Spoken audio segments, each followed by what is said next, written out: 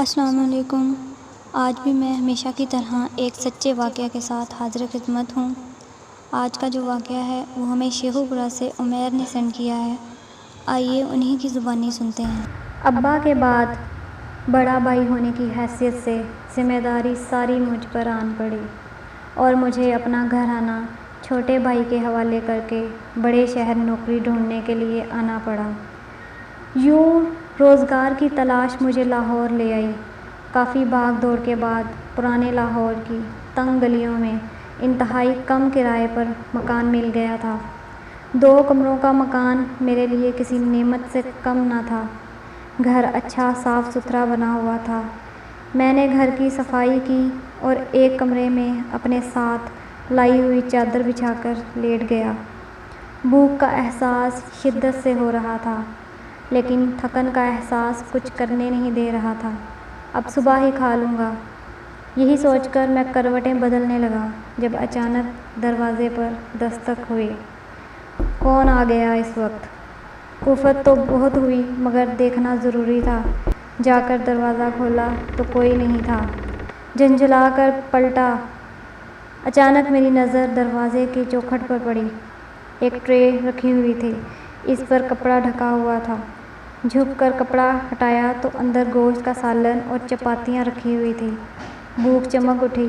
شاید کوئی پڑوسی رکھ گیا ہے، لیکن مجھ سے مل کر تو چلا جاتا۔ میں نے سوچا، بہرحال میں نے کھانا اٹھایا اور اندر لا کر کھانا کھانے بیٹھ گیا۔ کھانا بے شک لذیذ تھا۔ کھا کر صحن میں لگے نلکے سے برتن دھو کر وہیں رکھ دیے اور کمرے میں آ کر سو گیا۔ صبح اٹھا تو وہ برتن غائب تھے۔ بہت عجیب بھی لگا۔ برتن جیسے آئے تھے وہیں ویسے ہی غائب ہو گئے۔ خیر، ذہن کو جھٹلا کر گھر سے کسی نوکری کی تلاش میں نکل پڑا۔ اس دن کے بعد سے کھانا نہیں آیا تھا۔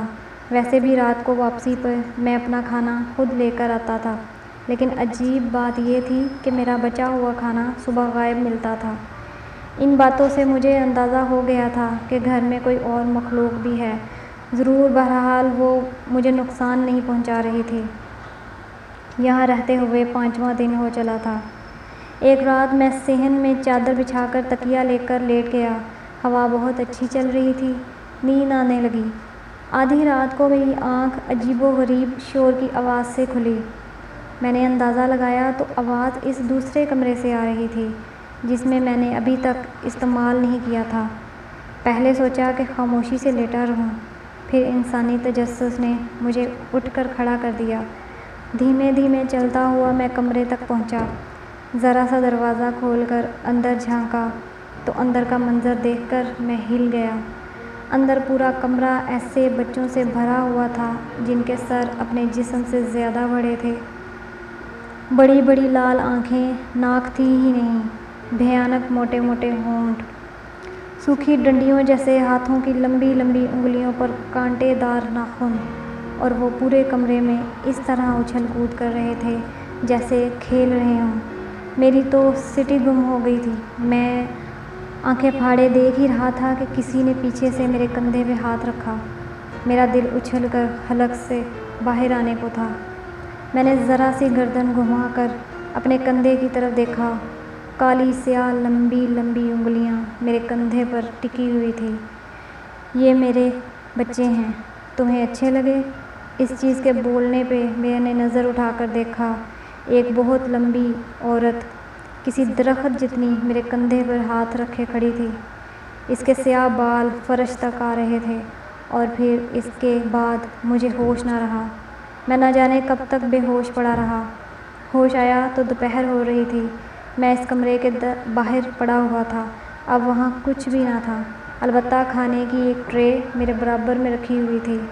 اس کے بعد میں نے آؤ دیکھا نہ تاؤ اپنا سامان اٹھایا اور گھر سے نکل گیا۔ اس کے بعد میں نے وہ گھر چھوڑ دیا۔ بے شک اس مخلوق نے مجھے نقصان نہیں پہنچایا تھا، مگر اس طرح کے منظر کسی بھی انسان کی جان لینے کے لیے کافی تھے۔